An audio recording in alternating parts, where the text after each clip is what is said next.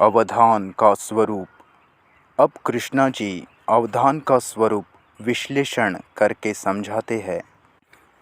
यह अवधान बाह्य सृष्टि का, पुष्प का या वृक्ष का, आकाश का होता है, तब यह केवल या ऊपरी अवधान सारे बाहरी और भीतरी वास्तविकता का जो प्रत्यक्ष है उसका हो सकता है। यह है मात्र देखना, निरीक्षण। इसे सागर के तल तक ले जा सकते हैं।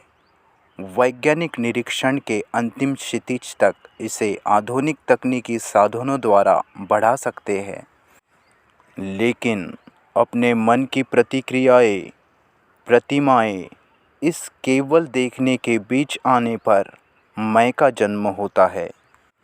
यहाँ जो द्वैत का, विरोध और विभाजन का एहसास होता है, उसका तटस्थ, चुनाव रहित निरीक्षण होने पर द्वितीय और गहरा अवभान होता है।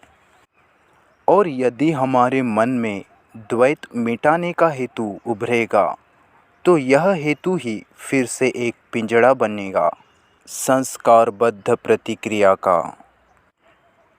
इसलिए जब निरीक्षण पूर्णतः मौन होगा, उसे मौन किया नहीं जाएगा, तभी एक अत्यंत भिन्न गुणधर्म का अवभान जन्म लेता है। तब मन पूर्ण खाली हो जाता है। ऐसा अपने संपूर्ण अस्तित्व को उंडेल कर जो तटस्थ, चुनाव रहित अवभान होगा, उससे सभी पिंजड़ों के स्वरूप स्पष्ट हो जाते हैं।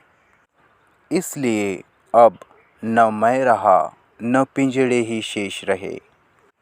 उसमें अवभान का अलग ही आयाम खुल जाता है।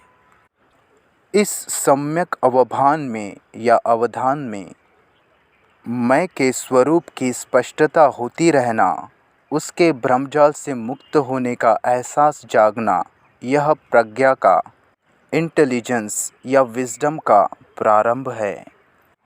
सामान्यतः ज्ञान संचय के लिए जो बौद्धिक गुणवत्ता आवश्यक होती है, उसे प्रज्ञा कहा जाता है। व्यापार धंधे में या तकनीकी कुशलता में या राजनयिक छल कपट में पारंगत बुद्धि को प्रज्ञा मानते हैं। कृष्णा जी कहते हैं कि वह भूतकाल से संबंध होती है और उससे मैं की कालबद्ध ग्रंथि सुदृढ़ होती है। कृष्णा जी के लिए प्रज्ञा वह है जो समझ का, अवबोध का द्वार खोलती है। और इस समझ का मतलब है प्रेम या मन की स्वस्थता। जो प्रत्यक्ष वास्तविकता है, उसका बिना किसी भावना के या भावुकता के, बिना प्रतिमा या शब्द के सरल अवलोकन करना, यही मन का स्वास्थ्य है। यह स्वास्थ्य जिस समझ की सुरभि है, वह न संग्रह है न निश्चित निर्णय। यदि सम्यक श्रवण हुआ तो वह प्रज्ञा का, गहरी समझ का रूप लेता है और यही अवधान है। इस संपूर्ण अवधान पूर्वक हुए श्रवण के साथ, यानी अवबोध या समझ के साथ, आपका भय, आपका द्वेष, मत्सर या मानसिक संघर्ष की कोई भी अवस्था स्वयं अपने आप पिघल जाती है। संघर्ष कैसे समाप्त होता है? इच्छा का, भय का संघर्ष या विकार का नियमन न करते हुए इन्हें परिपक्व होने देना होगा। तब इच्छा, भय या दुख खिलकर अपने आप मुरझा जाते हैं, समाप्त होते हैं। इन्हें सम्यक रूप से निहारो, यानी परिपूर्ण अवधान में रखो। न उनके सामने हार मानो, न प्रतिक्रिया दिखाओ। इसमें इच्छा शक्ति का, विल का, यानी निश्चय का भी कोई स्थान नहीं है। न कोई दिशा है इसमें। तब काल का कोई प्रश्न ही नहीं उठता। व्यापक अवधान के प्रकाश में तत्काल होने वाली यह भय मुक्ति या दूसरे विकारों से मुक्ति स्वतंत्रता की चाबी है। प्रज्ञा और अंतर्दृष्टि। कृष्णा जी अब और आगे बढ़ते हैं। यह व्यापक अवधान या गहरी समझ अथवा प्रज्ञा ही अंतर्दृष्टि इंसाइट है। इसका तर्क शक्ति या संचित ज्ञान समृद्धि के साथ तनिक भी संबंध नहीं है। जीवन जीते समय नो हाउ की तकनीकी व्यवहार की आवश्यकता होती है। इसमें पूर्व ज्ञान, भूतकाल, अभ्यास सब ज़रूरी होते हैं, जैसे नई भाषा सीखना, मोटर चलाना इत्यादि में। परंतु भ्रम से इसे अवधान के स्तर पर ले गए कि पुनः काल सापेक्ष विखंडन विभाजन आ गए। इसलिए चेतना में समाये सारे घटक खाली हो गए कि चेतना पूर्ण रिक्त होकर जो अवकाश शेष रहता उसी में मन स्वतंत्र होता है। इस स्वतंत्रता में प्रज्ञा, समझ या अंतर्दृष्टि का द्वार खुलता है।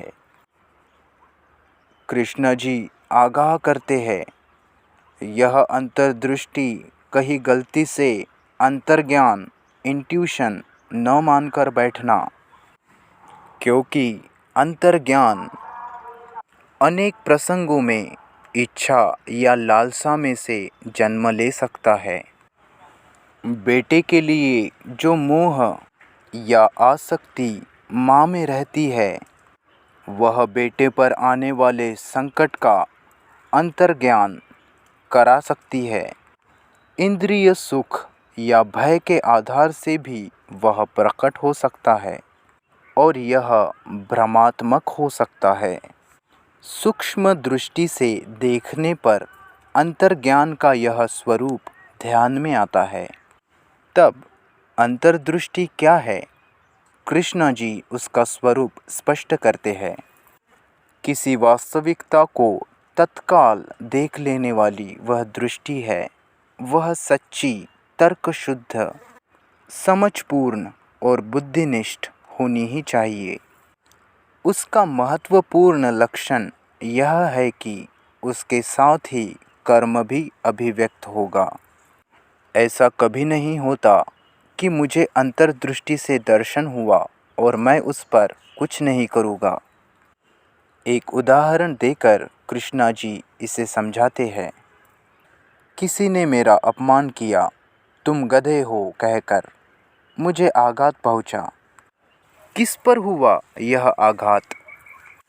विचार ने अपने बारे में एक प्रतिमा बनाई है और यह प्रतिमा हमेशा तुलना करती रहती है, और जब तक यह प्रतिमा रहेगी उसे कोई ना कोई रौंदता जाएगा।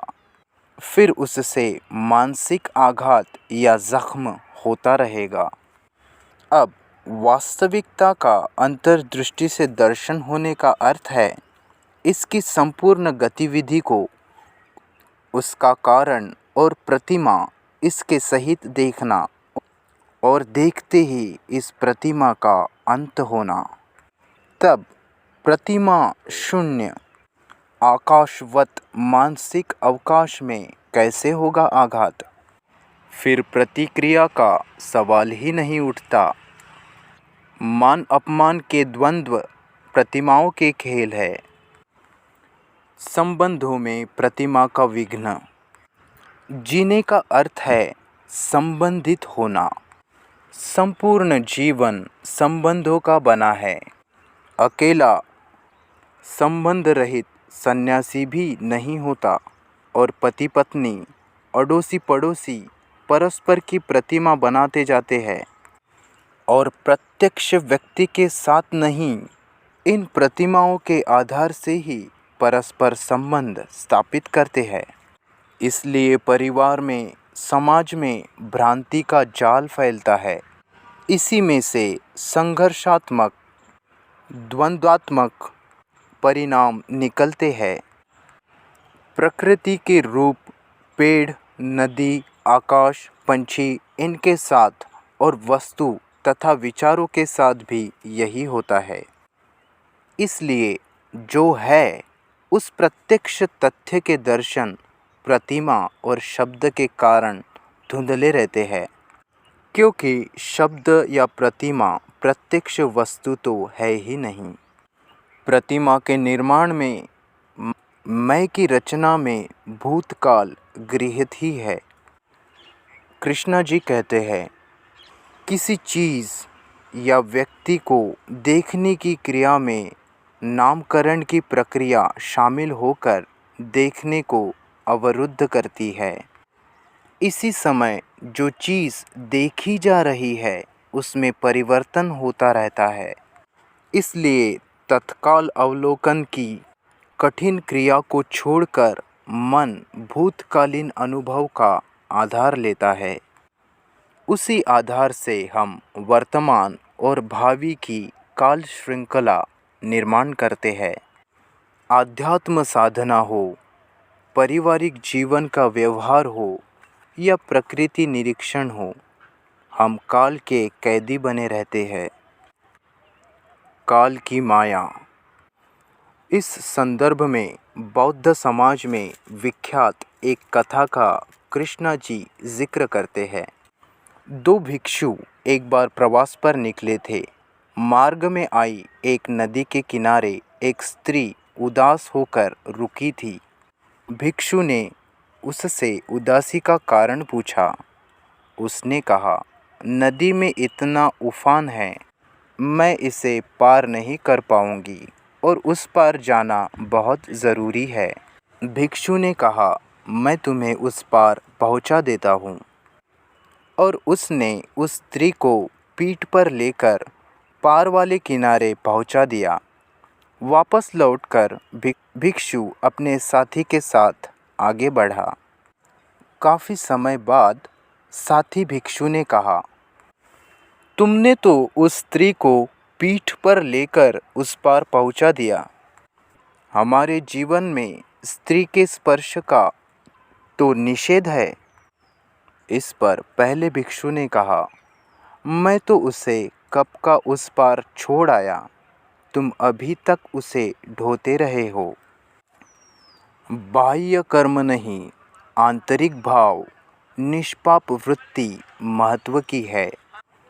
अनासक्त कर्म निष्पापता के बिना संभव नहीं। आसक्ति के कारण भूतकाल के ऐसे अनेक बोझ हमारे मन को बोझिल बना देते हैं।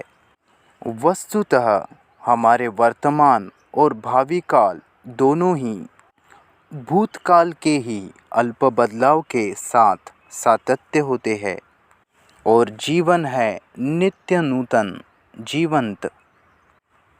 काल सातत्य के बंदी रहने पर इस जीवंतता का स्पर्श हमें कैसे हो पाएगा। निष्पाप निरासक्त मन ही संबंधों में से गुजरते हुए कालातीत आयाम में जी सकता है। व्यवहार के स्तर पर काल का उपयोग करके उसे किनारे नहीं लगाएंगे तो मानसिक शक्ति का अपव्यय करने वाला काल का मायाजाल मनुष्य को गुलाम बना देता है और तब जीवन व्यर्थ का यातायात बन जाता है। श्री पुप्पुल जयकर जी ने कृष्णा जी को हंसाने वाली एक भारतीय कथा का उल्लेख किया है। नारद जी श्री कृष्ण के पास थे। कहने लगे, माया क्या है, समझनी है।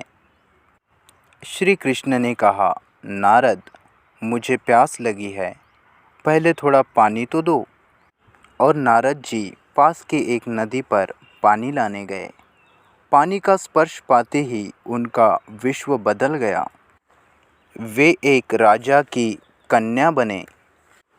उनका विवाह एक राजपुत्र से हुआ। बाल बच्चे हुए। राजा रानी सुख से रहते, लेकिन परचक्र आया, युद्ध हुआ, राजा मारा गया। बेटों की भी आहुति पड़ी। रोते हुए रानी नदी पर आई और नारद जी की आंखें खुली। श्री कृष्ण ने पुकार कर कहा, नारद, 10 मिनट हो गए, अभी तक तुम पानी नहीं ले आए। दृष्टा दृश्य की एक रूपता काल चक्र के फंदे में फंसकर मानवी मन काल की सापेक्षता का शिकार बना रहता है। हमारे संबंध मृत स्मृतियों में उलझकर विकृत हो जाते हैं। तब संबंधों में प्रेम स्वतंत्रता कहाँ से खिलेंगे? और बिना स्वतंत्रता के न अवबोध अंकुरित होगा, न दृष्टा और दृश्य का द्वैत मिटेगा। यह स्वतंत्रता केवल सरल अविकृत अवलोकन में यानी सम्यक अवधान में होती है। इस परिपूर्ण अवधान की उपस्थिति में दृष्टा दृश्य का दोपना मिटकर एकात्म दर्शन रहता है और तभी हमारे संबंध प्रेम और सौंदर्य से भरपूर हो जाते हैं। कृष्णा जी कहते हैं कि सच्चा संबंध केवल तभी होता है जब दृष्टा अपनी अलग हस्ती खोकर दृश्य के साथ मिल जाता है। कृष्णा जी के भेंटकर्ता। कृष्णा जी के पास विश्व भर के सैकड़ों स्त्री पुरुष युवा वृद्ध अपनी अपनी समस्याएं लेकर पहुँचते रहे हैं। हर एक व्यक्ति की उलझन सुलझाने के लिए कृष्णा जी उसी व्यक्ति की मदद से समस्या को खोल देते हैं और उसकी समझ जागृत करके स्वयं ही वह समस्या मुक्त हो सकता है। यह उसे सुझाते हैं। कभी कोई माँ पुत्र की अकाल मृत्यु से विरल होकर अपने पति को साथ लेकर कृष्णा जी के पास पहुँचती है। पूछती है, यह हमारे साथ क्यों घटित हुआ? कोई मृत्युशैया पर आखिरी दिन गिनने वाला प्रथित यश बुजुर्ग मृत्यु के परे क्या है, यह जानने का आग्रह रखता है। एकाध युवक आज के समाज में कहीं भी कुछ करने का उत्साह अपने में पाता नहीं, तो कोई व्यक्ति बाहरी विश्व के कोलाहल से त्रस्त है। कभी कुछ शिक्षाएं पौगंडावस्था की अनेक उलझनों में फंसे विद्यार्थियों का सवाल लेकर आती है, तो कोई कलाकार, डॉक्टर, क्लर्क जीवन में पहले अनुभव में आई प्रतिभा, आंतरिक करुणा और ताज़ापन क्यों खो बैठे हम, यह समझने आए हैं। अंतर्बाह्य जीवन जो और जैसा है उसका तटस्थ रहकर अलिप्त होकर जागृत अवलोकन करने से जो पूर्ण अवधान का आयाम खुलता है, वही उचित कर्म भी करवाता है और समस्या का स्वरूप ही बदल देता है। यह कृष्णा जी तरह तरह से स्पष्ट करते हैं। अवधान से व्यवस्था। इस अवधान से आती है व्यवस्था। व्यक्ति के आंतरिक जीवन में और फिर बाहरी सामाजिक संबंधों में आने वाली यह व्यवस्था संघर्ष की व्यर्थता का अवबोध जगने से आती है। इसमें मन की, उसके निश्चय की या प्रयत्नों की कोई भूमिका नहीं होती, न इसमें किसी अन्य के प्रामाण्य या अधिसत्ता की छाया रह सकती है। दुनिया में भय, लोभ, प्रतिष्ठा इत्यादि के कारण सैन्य खड़े हो गए।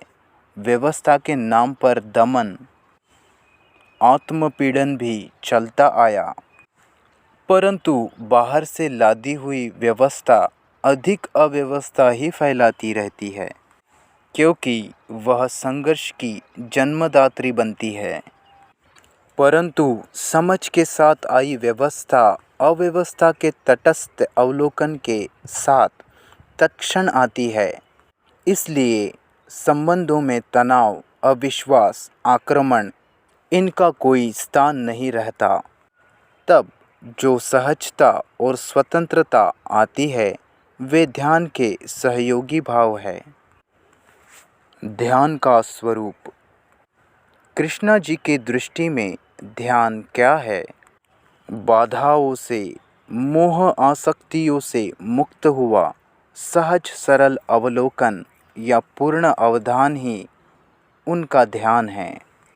यहाँ न किसी चीज़ पर एकाग्रता है, न गुरु या ग्रंथ को प्रामाण्य स्वीकार है।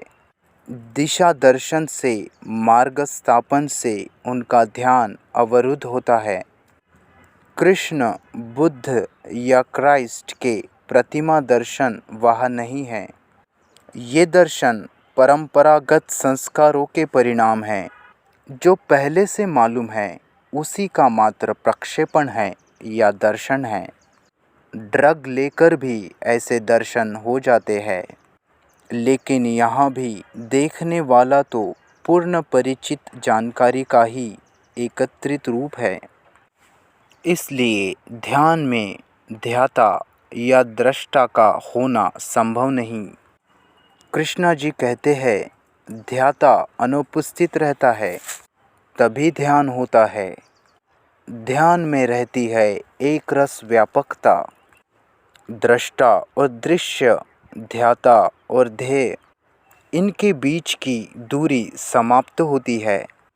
तभी उस एक रस मौन के ध्यान के अत्यंत भिन्न आयाम का द्वार खुलता है।